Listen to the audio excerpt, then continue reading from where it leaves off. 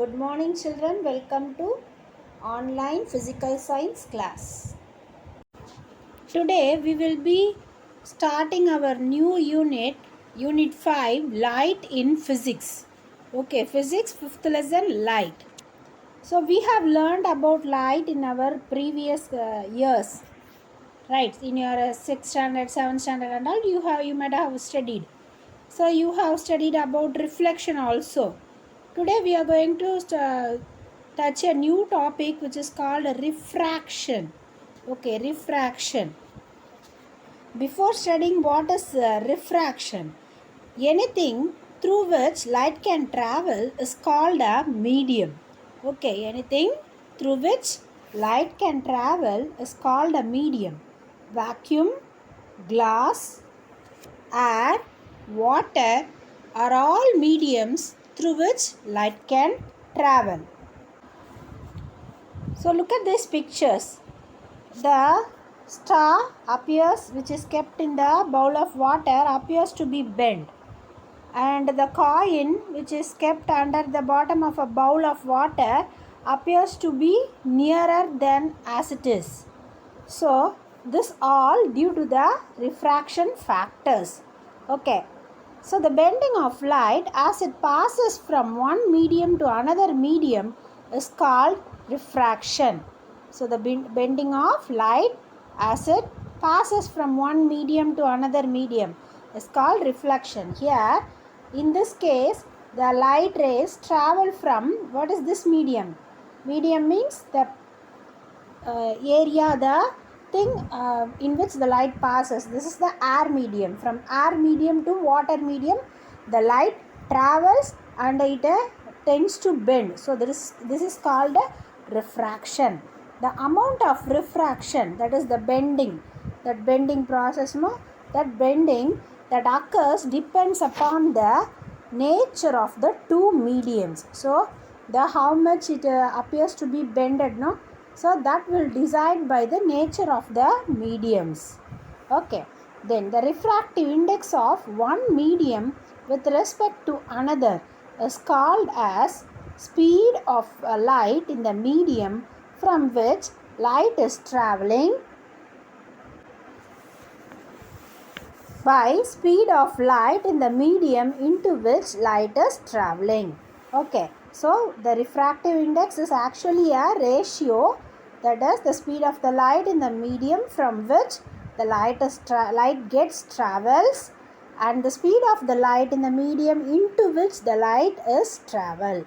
Okay, here we have seen in that example from air to water. So speed of light in air by speed of light in water will give you the refractive index. Is it clear, children? So this refractive index decides the amount of refraction. Do you understand? Hope you have. When light travels from one medium to another, it bends only if it is incident at an angle to the normal. So it bends, when it bends only if it is incident at an angle to the normal. So it must form an angle with the normal. For example, this is the two surfaces. This is a air medium and this is the glass medium, and this is the layer which separates the air and glass medium, and this is the incident ray. You know what is an incident ray? From the source the light rays falls on the surface. Okay, that is the incident ray. And when you draw a normal to this surface, this is CD is the normal. CD is the normal. Okay, CD is the normal, and this incident ray must form an angle with this normal. Then only refraction will takes place. That is condition number 1. Okay, children. It bends towards the normal while travels from a rarer to denser medium. It bends towards the normal. It bends towards the normal when it travels from rarer to denser medium. Rarer means what?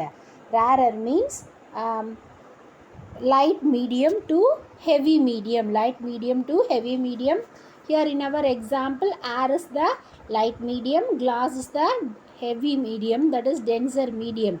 So as it travels, what happens to the incident ray? They get closer to the normal, right?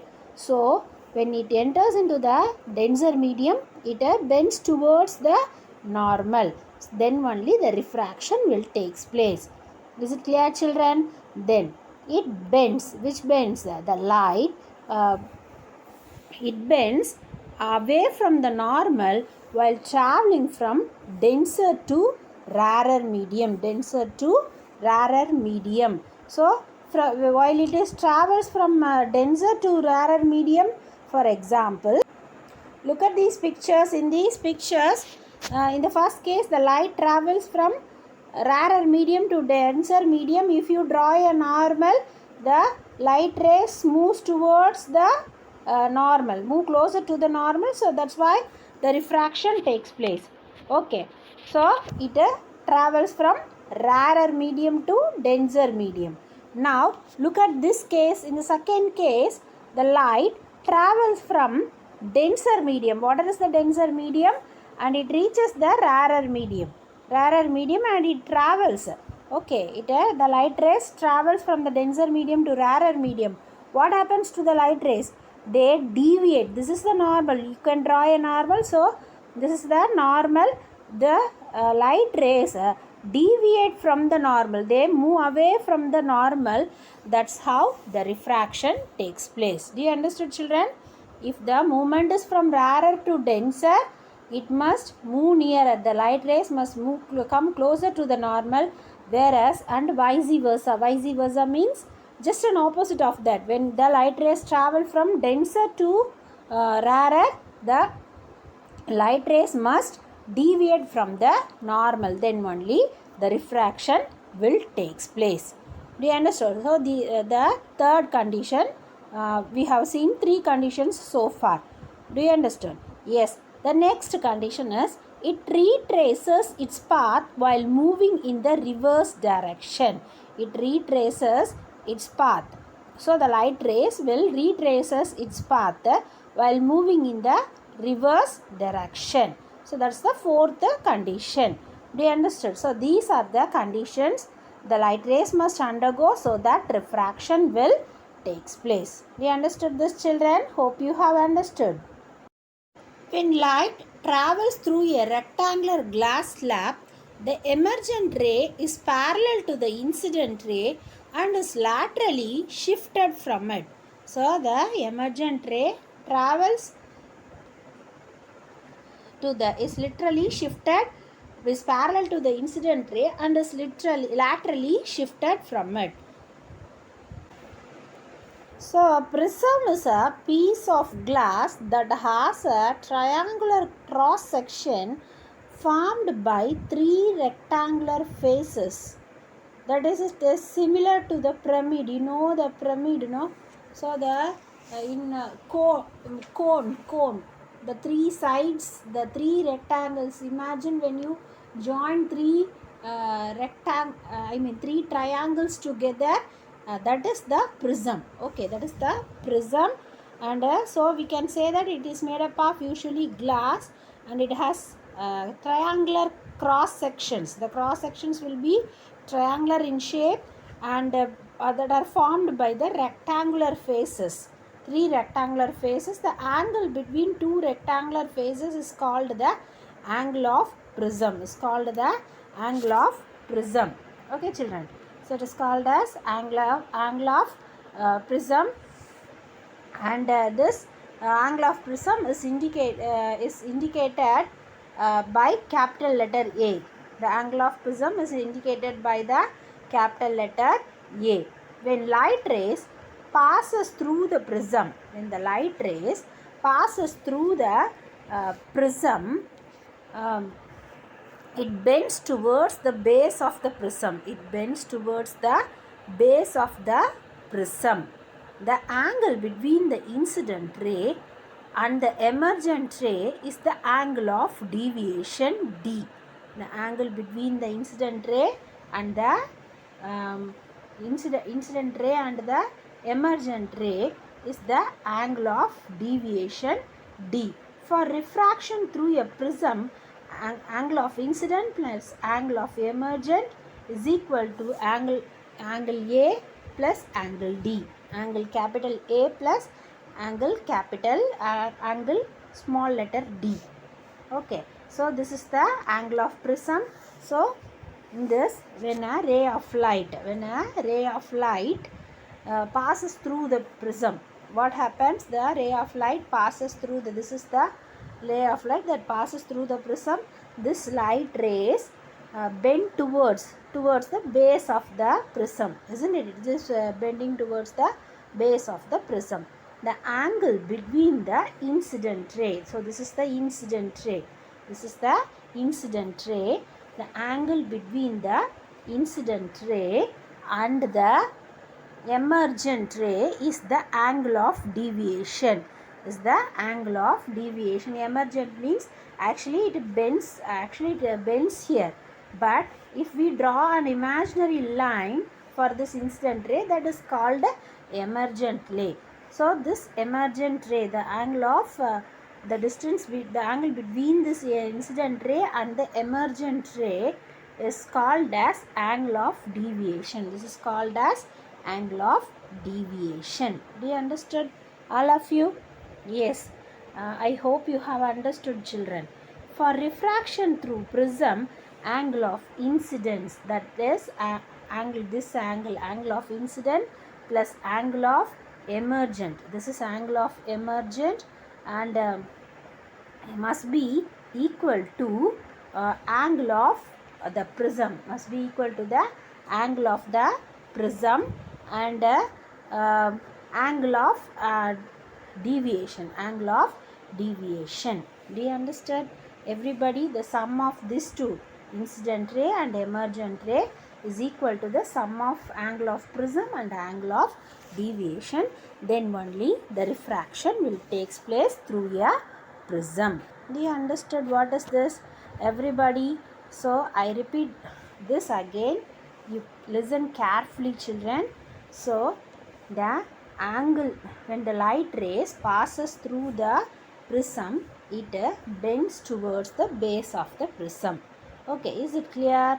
Yes. The angle between the incident ray, this is the incident ray, the angle between the incident ray and the emergent ray, this is the emergent ray, okay, is the angle of deviation. So when you draw, and this is the actual line, when you draw the imaginary lines, these are imaginary lines, that is why they are represented in dotted lines. So the angle between these two lines is called as angle of deviation. Do you understand? That is represented by small letter D. Is it clear? We have already studied that the angle between the two rectangular faces, is called as angle of the prism. Is it clear? So when does sun refraction takes place in a prism? If the angle of incident, the sum of angle of incident, okay, the sum of angle of incident and the sum of angle of incident and angle of emergent is equal to the sum of angle of the prism plus angle of deviation. Then refraction will takes place in a prism. You understood, everyone? Hope you have understood clearly, children. In atmosphere also this refraction takes place. Atmospheric refraction is the bending of light as it passes through the atmosphere because of the variation in the density of air. Because of the variations in the density of air. So air has various densities, isn't it? So some due to the nature of the gas present in the air, the density varies. So in atmosphere also this refraction takes place as the due to this variation in density of the air. Okay, children. Then early sunrise, delayed sunset and the twinkling of stars are some of the atmospheric refraction. So early sunset, early sunrise, delayed sunset and twinkling of stars. All these are the results of this atmospheric refraction alone. Is it clear? So when you view the sun, the actual real position is at the somewhat below the earth's surface, but you are seeing it is above the position, apparent position. It is in the apparent position. So this is all because of the refraction alone. Hope you have understood today's class very well, children. uh, do your assignment, report in the group without fail, children. Write the classwork in a very neat handwriting. Okay, children. Write the lesson topic, date, everything.